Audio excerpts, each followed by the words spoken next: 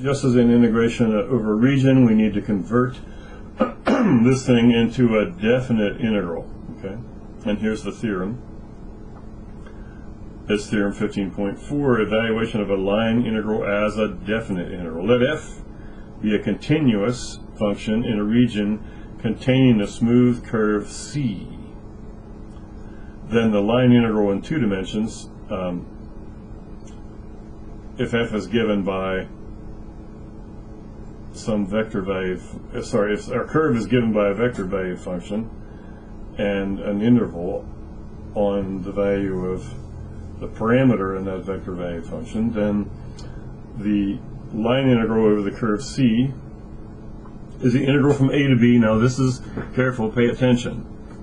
F of x of t, y of t, so we'll replace x with whatever our function of t is given here, and y will replace also with our y of t from here, and then times the square root of x prime t squared plus y prime t squared. That's this.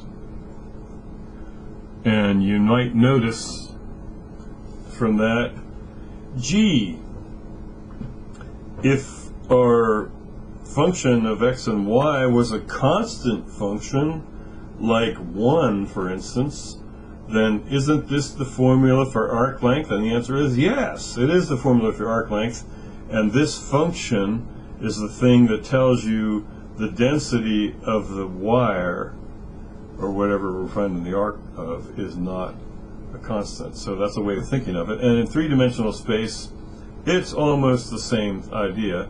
Our function of x, y, and z representing the density, let's say at a point, times the ds, again, smooth curve C, is the